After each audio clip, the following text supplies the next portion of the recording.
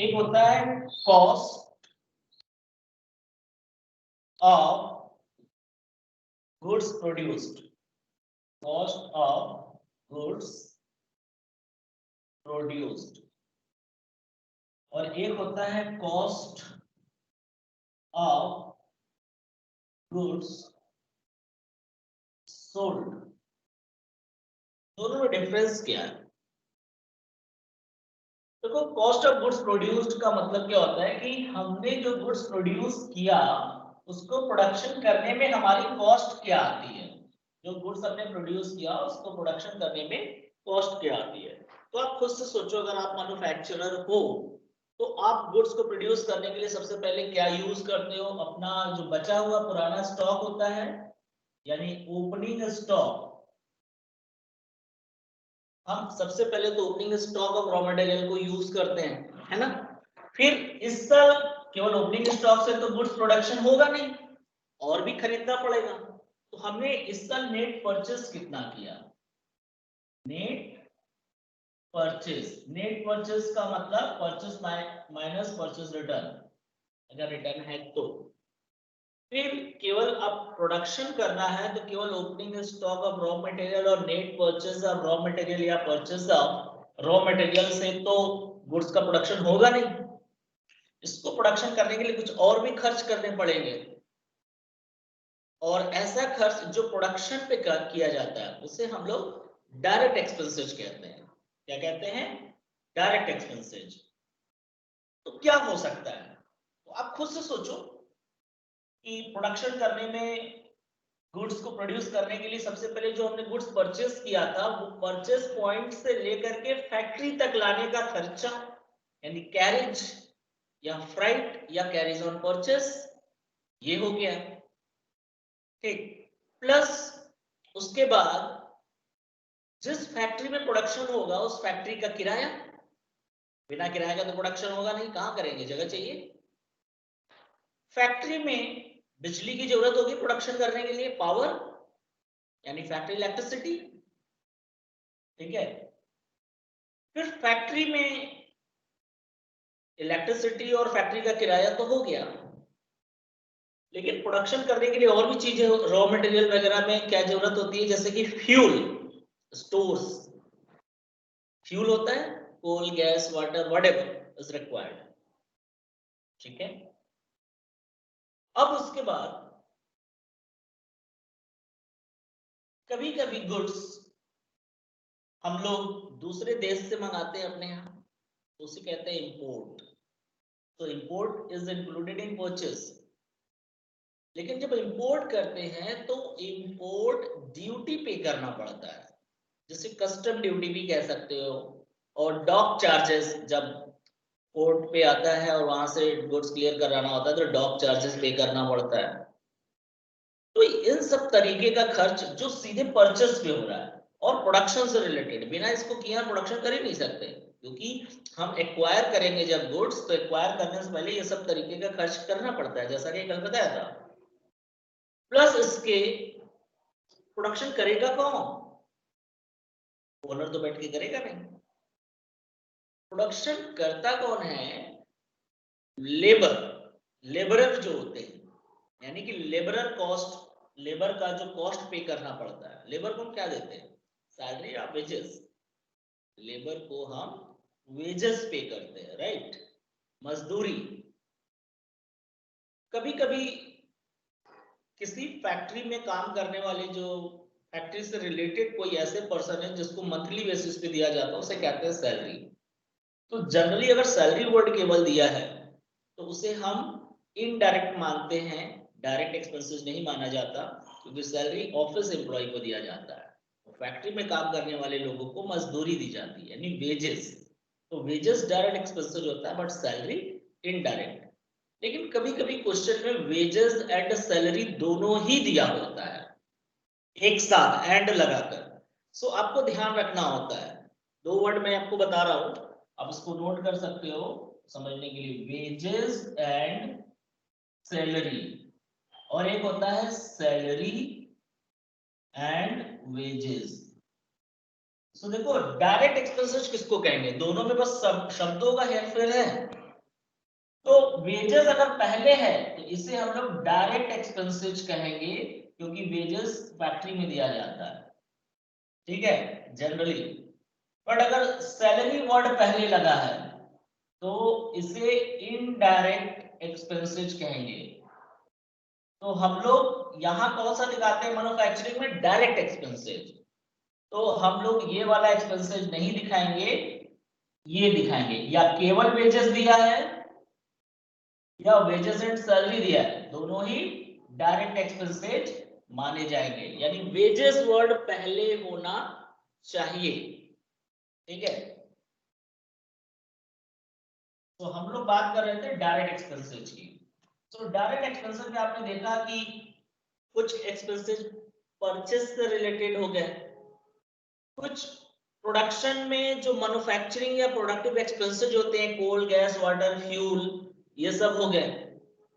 अब कुछ फैक्ट्री में काम करने वाले लेबर का खर्च और कुछ फैक्ट्री से रिलेटेड खर्च। तो जितने भी प्रोडक्शन से रिलेटेड, फैक्ट्री से रिलेटेड और परचेज से रिलेटेड एक्सपेंसेस होगा, वो सब डायरेक्ट एक्सपेंसेस कहलाएगा।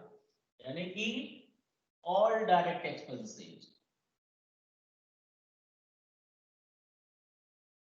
All direct expenses. देखो याद रखो कि डायरेक्ट एक्सपेंसेस को हम तीन पार्ट में बता सकते हैं: purchase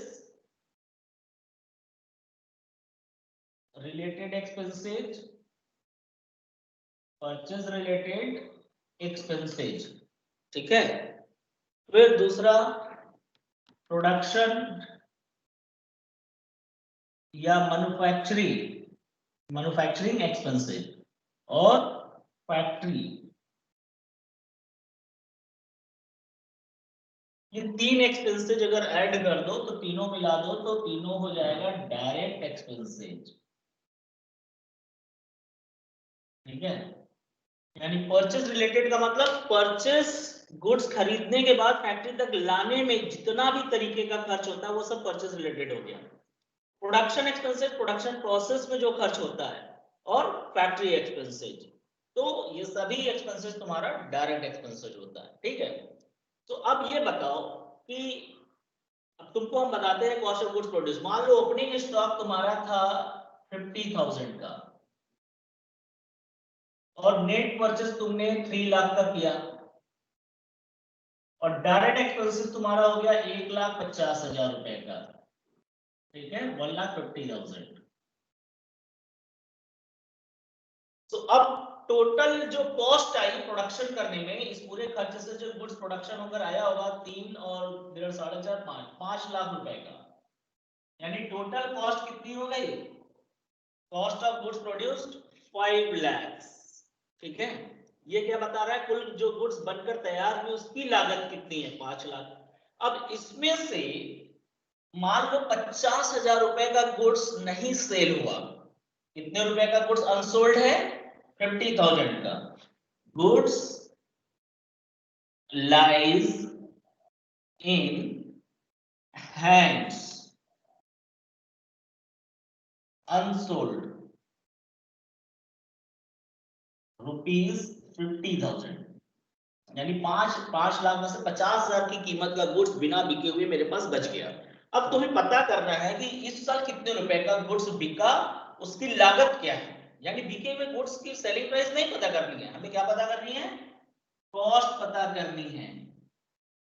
cost of goods sold ये पता करनी है।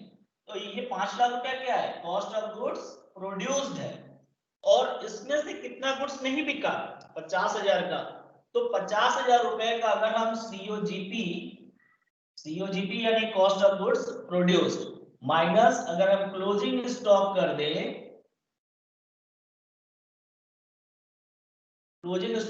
तो हमारा कॉस्ट ऑफ गुड्स सोल्ड आ जाएगा, क्योंकि सीओजीपी कितना है? 5 लाख, और कॉस्ट ऑफ क्लोजिंग स्टॉक कितने का है? 50,000। तो क्या आ रहा है? 4,50,000। ये आ गया हमारा कॉस्ट ऑफ गुड्स सोल्ड। तो एक तो ये तरीका है, और मैंने जो आप लोग को बताया था कल सीओजीएस का यानी कॉस्ट ऑफ गुड्स सोल्ड का फार्मूला क्या बताया था? Opening stock plus net purchase plus all direct expenses minus closing stock. सब आप लोग खुद से देख सकते हो। यहां तक जो हमने किया, यहां तक अगर आप इसको सम करोगे तो क्या निकल कर आएगा, CO GP ही आएगा और माइनस क्या किया गया है, क्लोजिंग स्टॉक। वही फॉर्मूला है COGP माइनस क्लोजिंग स्टॉक। या पूरा ये फॉर्मूला लिखकर मान में क्लोजिंग स्टॉक माइनस करते हो तो आपका आ जाता है कॉस्ट ऑफ गुड्स सोल्ड। ठीक है, तो यहां तक समझ में आप लोगों को आया?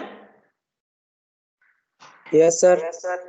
हाँ, इसका स्क्रीनशॉट आप ले सकते हो। कल तो मैंने पढ़ाया था बट आज थोड़ा सा और क्लेरिफाई सोचा कर दें, क्योंकि ये जरूरी है। जब तक ये नहीं आएगा तब तक समझ में नहीं आएगा। तो टेकन स्क्रीनशॉट।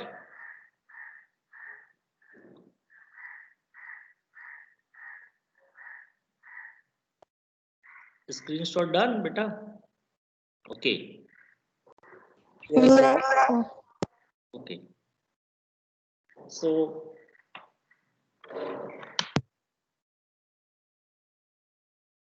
ग्रॉस प्रॉफिट निकालने का तरीका क्या है, ये हम लोग अभी अभी पढ़े ही हैं।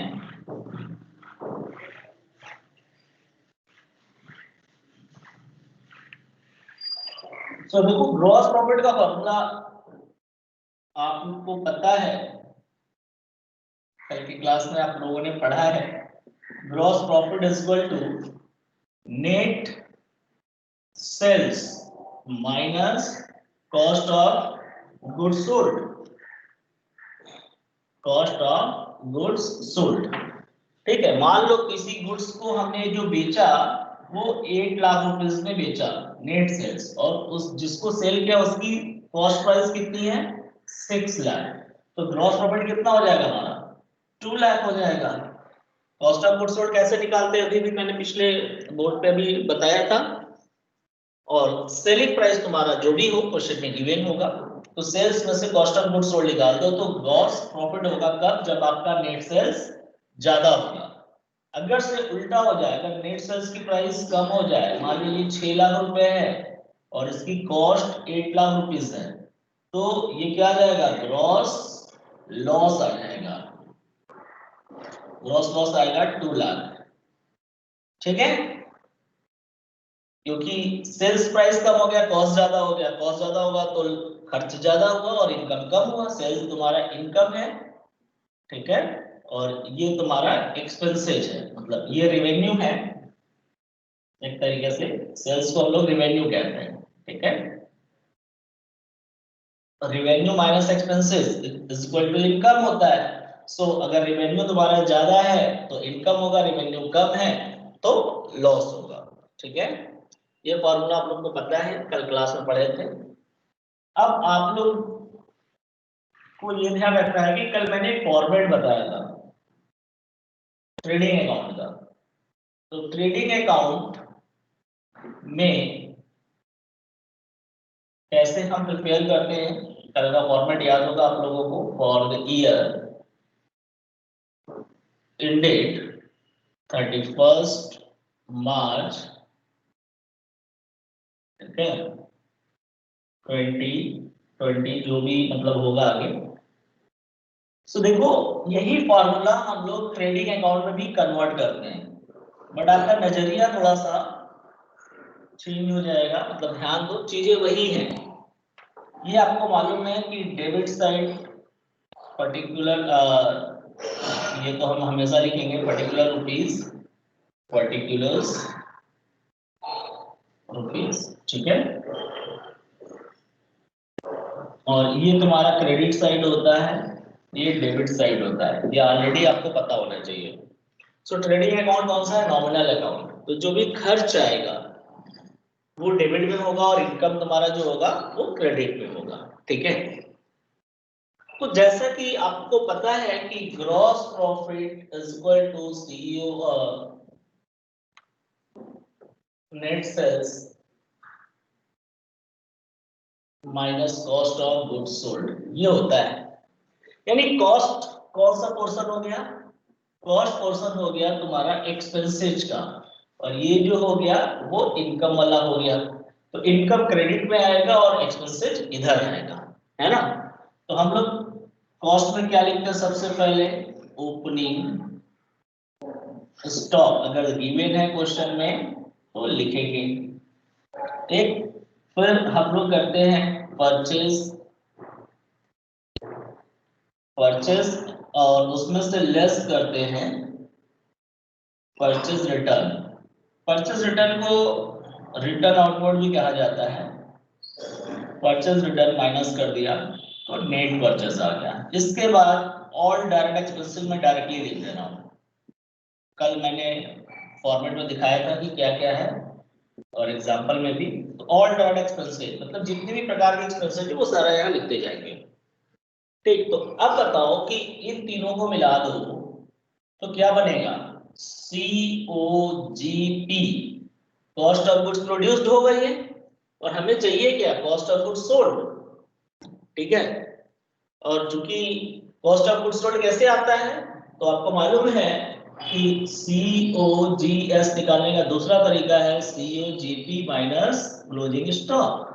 यानी COGP तो ये हो गया, इसमें से क्लोजिंग स्टॉक अगर घटा दे, माइनस कर दे, तो हमारा कॉस्ट ऑफ गुड्स सोल्ड हो जाएगा। तो ट्रेडिंग अकाउंट बनाते समय कॉस्ट ऑफ गुड्स सोल्ड निकालना है तो क्या करेंगे, ध्यान दो, समझना। अकाउंट्स में क्या करते हैं, किसी भी चीज को जनरली माइनस करने के लिए, अगर कोई चीज डेबिट है तो क्रेडिट, और क्रेडिट है तो डेबिट करते हैं माइनस करने के लिए, है ना। तो ये सब डेबिट है, इसको घटाना है, जितने रुपए से घटाना है, यानी जितने रुपए से क्लोजिंग स्टॉक होगा उतना रुपया हम क्रेडिट में लिख देंगे। कहाँ लिख देंगे, इस साइड, बाय क्लोजिंग स्टॉक। तो आप बताओ कि ये COGP और इधर क्लोजिंग स्टॉक जब बैलेंस निकालेंगे माइनस करके तो क्या आएगा, कॉस्ट ऑफ गुड्स सोल्ड आएगा। अब हमें पता क्या करना है, ग्रॉस प्रॉफिट, तो कितने का सेल किया, तो सेलिंग प्राइस हम यहां लिख देते हैं सेल्स, और अगर रिटर्न है तो माइनस कर देंगे सेल्स रिटर्न, ठीक है। तो चूंकि सेल्स पहले लिखते हैं, क्लोजिंग स्टॉक का एक कॉन्सेप्ट है, आगे हम बताएंगे कि यहाँ तो अभी हमने क्लोजिंग स्टॉक दिखा दिया। ट्रायल बैलेंस पढ़ाते समय मैंने आपको बताया होगा कि क्लोजिंग स्टॉक एडजस्टेड होता है और एक नॉट एडजस्टेड होता है।